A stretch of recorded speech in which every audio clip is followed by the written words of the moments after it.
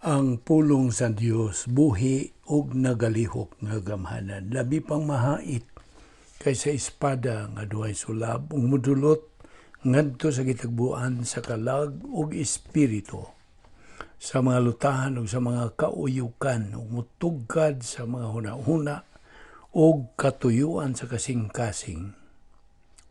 Ang tibuok nga kasulatan gipaginhawa sa Dios ug may kapuslanan alang sa pagpanudlo, alang sa pagpamadlong, alang sa pagpanulid, ug alang sa pagmatuto sa pagkamatarong, aron ang tao sa Dios mamahingpit, masinangkapan, alang sa tanang mayong buluhaton.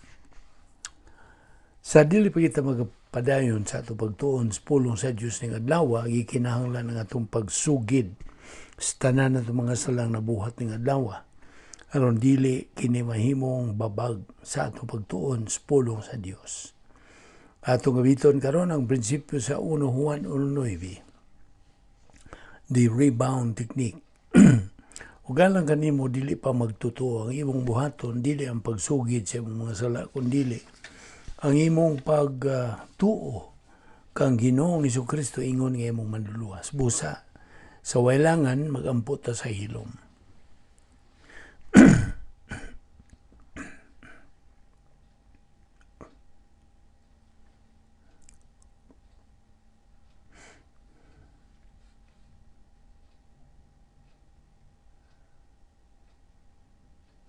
Balaan na mga Dios, nagapasalamat kami kanimo ning adlaw sa imong pagdala kanamo dinhi sa mga kausap aron kami makapadayon sa among pagtuon sa imong pulong.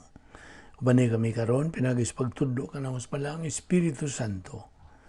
Tangtang ang mga babag niya sa mga nauna aron kini dili mahimong luop o babag sa among pagpadayon sa pagtuon sa imong pulong. Salamat ning among Bible study pinagi sa YouTube, kining tanan among gipasalamatan sa ngalan ni Ginoong Hesukristo. Amen. Maayong adlaw sa tanan natong mga subscribers, mga higala, mga silingan, atong mga igsuon diyan ni Kristo, fellow believers. Welcome everyone. Niya pag kita magapadayon sa atong pagtutok, pagtuon, pagtukbil, pagtuki, nining atong tunanan nga daghan ang wala pagyoy alamag o wala pa mahibaw bahin sa mga detalye, bahin ining maong atong pagtulunan nga the Holy Trinity. Okay, kagahapon atong gihisgutan ang tulo ka nagkalahi nga bahin sa Dios nga tandi kini sa suga. Okay? Karon, moadto kita sa paghisgot sa Dios nung dekrito, divine decrees. Okay. Una sa tanan, ang Dios nasayod sa kanunay sa iyang plano, alang sa kapanahunan. Ug iyang gipadayag ang iyang plano sa paagi nga masabtan sa iyang mga binuhat. Ang pulong sa teolohiya bahin sa plano sa Dios alang sa kaliwatan sa tao, gitawag kini og Dios nung dekrito, divine decree. Ang dekrito, kung kamanduan, nakahulugan kini og dayon, balaan, maalam, og hingpit nga kinabubutong katuyuan, nga sa dungan nagasabot sa tanang butang nga nanghitabo o mahitabo pa, nasayod sa ilang mga hinungdan, ilang padulngan, kahimtang, pagkahitabo niini nga sunod-sunod, mga kalabutan niini, o nagadeterminar sa ilang katumalan. Anana sa Salmo 148, versikulo 6. Sa kaniyadtong wa pa ang tanan, in eternity past, sa wa pa buhata ang mga langit, ang yuta o kaliwatan sa tao, ang mga sakop sa Balaang Trinidad mipahimutang sa ilang dekrito. Now, ang dekrito o kamanduan nagalakip sa pagbuhat sa usa ka hingpit nga tawo ingon nga moral o gawas nung linalang bisan tuod pinasikat siyang hingpit nga pagkasayod sa tanan nahibaw-an na sa Dios. Ng unang tao mugamit sa iyang kaugalingong kabubuton nga mubuhat og sala ug musupil bato kaniya. Ang orihinal nga sala ni Adan nagadala kini og paghukom sa iyang kaugalingon ug musangpot kini sa pagkaduhig sa tibuok nga kaliwatan sa tao. Roma 5:12. Karon nga patay naman spiritually ang kaliwatan sa tao, wa na'y mahimo aron maangkon ang relasyon ngadto sa Dios. Apan hinuon gikas kaniadtong eternidad, gihigugma pagyud sa Dios ang dili takos ng kaliwatan sa tao uban sa impersonal nga matang gugma. Nagtinguha pagyud siya sa pagpanalangin sa kaliwatan sa tao ug buot pang ipaambit ang iyang kinabuhing dayon ngadto sa kaliwatan sa tao. Busa, ang Dios milatid sa iyang dekrito nga nagaingon nga ang sala o ang sangputan nga kamatayang espiritual sa kaliwatan sa tao dili kini makapahunong sa iyang plano. Ana ay paagi sa kaluwasan ang itanyag nga diin ang dili ang ngayan nga tao mapabalik ngadto sa dayon na nga relasyon og temporal nga pagkikambitay sa Dios sa way pagkompromiso sa kinaiya sa Dios.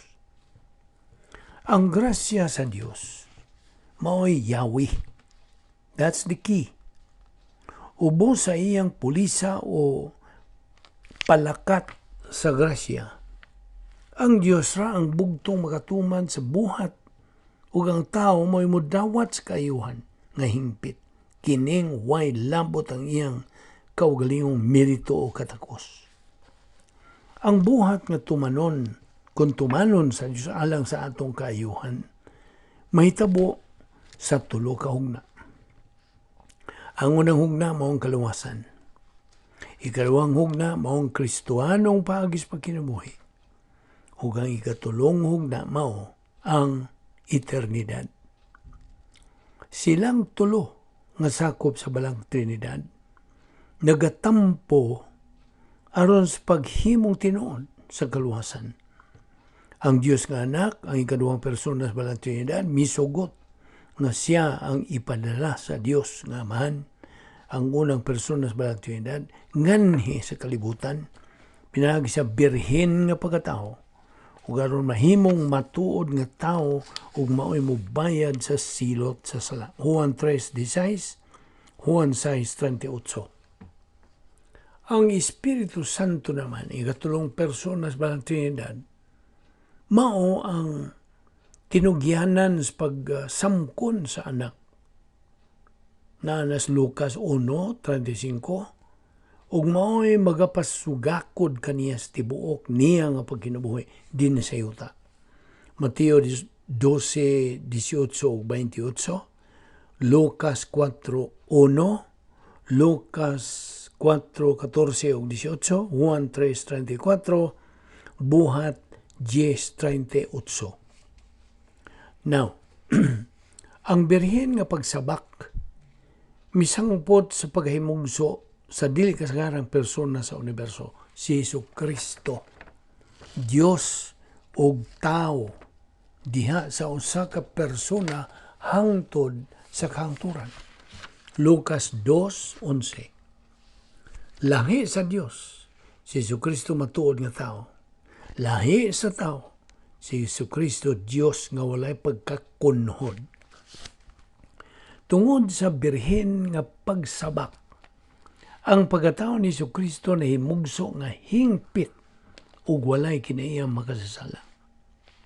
Sa tibuok niyang pagkinabuhi dinis kalibutan, siya ang anak sa Dios mituman sa kabubuton sa Amahan. Juan 8:29, Hebrehanon 10:9. Sa iyang pagkatao, gitintal siya labaw sa pagtintal ni bisang kinsa nga atong maisip. Siya kalifikado nga mobayad sa silot sa mga kasalanan sa tanang kaliwatan sa tao. Roma 6:23 na kanayon. Kaya ang bayad sa pagpakasala mao ang kamatayon. Apan ang gasa sa Dios mao ang kinabuhing walay katapusan nga naa kang Kristo Jesus nga atong Ginoo. Sa dihang nagabitay, kilansang nila si Jesus dito sa krus o gihukman sa amahan tungod sa atong mga sala. Ang Espiritu Santo nagmatinumanong mipadayon sa pag-abag kaniya. Hebrehanon 9:14. Sa pagtiyabaw ni Kristo sa pag-ingon og tapos na, Juan 19:30, natuman ang atong kaluwasan. Silang tulo nga sakop sa balang Trinidad mitampo sa atong kaluwasan. Ang atong pagdawat niining labing halangdon nga gasa gikan sa grasya sa Dios, mauray nagpabilin nining tanan. Unsaon tas pagdawat sa dili matukib nga gasa sa Dios? Tumuo ka kang Ginoong Jesucristo o ikaw maluwas. Mga buhat 16:31. Now, sa pagsuod sa unang hugna, kaluwasan, mao ang paagi sa wa paningkamuti nga sistema sa pagtuo. Sa pagtuo, ang tumong si Jesucristo mao'y na nag-iyas tanan nga merito. Ang kaluwasan, dili pinaagi sa mga binuhatan, kundi dili pinaagi sa pagtuo. Naman na lati dihan sa Episodio 8:9, kay pinaagi sa pagtuo na luwas kamo tungod sa grasya sa Dios. Dili kini inyong buhat, kundi ligasa kini sa Dios. Busa, walay makapasigarbo niini sanglit, dili man kini bunga sa inyong mga paningkamot. Nawang kaluwasan, pinaagi sa pagtuo kang Kristo lamang. Pagtuo lamang kang Kristo lamang, ato nang balik-balikon. Juan 3:16, Juan 20:31. Sa higayon nga mutuo kita kang Kristo, musod kita sa dayon na nga relasyon o temporal nga pakikamitay sa Dios. Ang ikaduhang hugna, musugod sa higayon sa kaluwasan o magpadayon kini sa kinatibuk-ang pagkinabuhi sa magtutuo dinhi sa yuta. Ang Kristohanong paagis pagkinabuhi, usa kini kadili kasagarang paagis pagkinabuhi.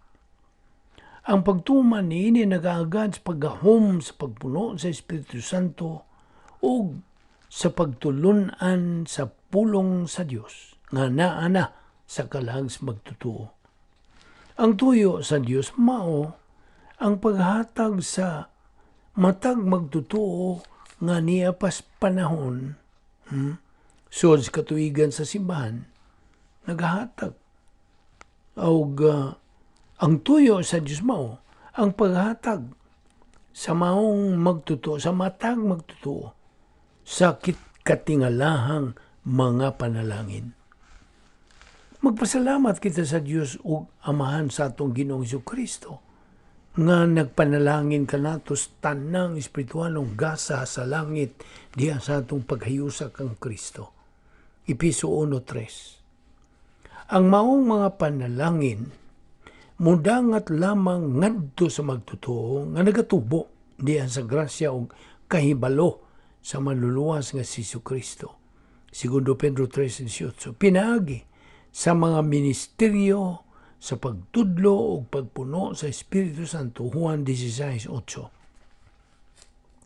Ang pagpuno sa Espiritu Santo, ang gahom alang sa kinabuhing Kristohanon ug ang yawi ngadto sa temporal nga pagigambitay sa Dios, kini mapalahutay pinaagi sa paghingalan ang pribado nga pagsugid o pag-angkon sa atong mga sala ngadto sa Dios. Kung kita magkasala, mawa ang pagpuno sa Espiritu Santo. Ingon man sa temporal nga pagkigambitay sa Dios. Apan, kung isugid o ang kunon tang atong mga sala, siya kasaligan o makatarunganon sa iyang saad sa pagpasaylos tanan tang mga sala o magahinlo sa tanan natong mga kalapasan. 1 Juan 1:9. Ang pribado nga pagsugid sa mga sala, maura ang paghingalan sa nahinumduman ng mga sala ngadto sa mahan. Kinsa mulimpyo sa magtutuos tanang mga kasalanan, lakip na niadtong mga sala nga wala pa mahibaloi o nakalimtan. Ang pagsugid sa sala mo resulta sa pagpuno sa Espiritu Santo ug paghibalik sa magtutuo ngadto sa temporal nga pagkigambitay sa Dios. Ang pagpuno sa Espiritu Santo nagatabang kanato sa pagkat-on o pagsabot sa pagtulunan sa balaang kasulatan ug sa espirituhanong pagtubo pinaagi sa pagkat-on, pag-isip ug paggamit sa doktrina. Juan 14:26. Ang ikatulong hugna mao ang plano sa Dios alang sa magtutuo didto na sa eternidad. Kining naasoy nga kinatapusang kauswagan magasugod sa higayon sa pagkamatay sa lawas. Ang Dios magahatag usab og mga katingalahang panalangin ngadto sa matag magtutuo didto sa eternidad. Wa kita tug-ani bahin sa kinatibuk-ang gidaghanon sa mga panalangin og mga pagsangkap dito sa eternidad. Sobra pa pag-ayo sa ato rang makabot sa ato may kinutubang pangisip. Ang eternidad gihulagway sa pinulungang tagdili, negative sa English, sama ning musunod. Pahiran niyang ilang luha o wala na'y kamatayon o kasubo, paghilak o kasakit, kay nahanaw naman ang daang mga butang. Pinadayag 21:4. Tungod kay ang Diyos nung dekrito grasya, ang pagsuod sa tao ngadto og pagtuman niya sa plano sa Dios, kinahanglan nga nahiuyon sa grasya. Ang Dios hingpit, ang iyang plano hingpit, ang mga maayong buhat sa mga tao nga dili hingpit kanunay gyud nga nakulangan sa hingpit nga sukod sa Dios. Now, Dias Tito 3:5 nagkanayon kini, giluwas kita niya. Kini dili tungod sa bisan unsang maayo nga atong nabuhat kundi tungod sa iyang kaluoy. Now, lihok kini sa grasya. Giluwas kita niya pinagis paghugas kanato aron kita matawo pag-usab o makabaton og bag-ong kinabuhi diha sa Espiritu Santo. Tito 3:5. Dini atong humanon usa kini ang pasabot mo parking sa tanin ato ni ipadayon sa paghisgot ugma. Busa ayaw sipyat sa pagpaminaw sa sumpay niini aron imo gyud matuhog ang tanan nga unod ining atong pagtulunan, the Holy Trinity. Magampo ta. Balaan nga Dios, salamat sa imong grasya. Grasya nga imo kaming gitudloan niining bahin sa katingalahan apan matuod nimong pagkaikaw. Salamat o Dios sa imong pagpatinaw kanamo ni pinagi sa pagtudlo kanamo sa ministeryo sa Balang Espiritu Santo. Dili kami takos magadawat nining tanang grasya. Panikaw matinumanon gayon sa imong mga saad. Dada kami pagbalik ugma dinhi aron kami makapadayon nining among spiritual momentum, pagbuylo sa among Kristohanong pagkinabuhi aron makabot namo ang among tumong nga mao ang espirituhanong pagkahamtong. Kining tanan among gipasalamatan sa ngalan ni Ginoong Hesukristo. Amen.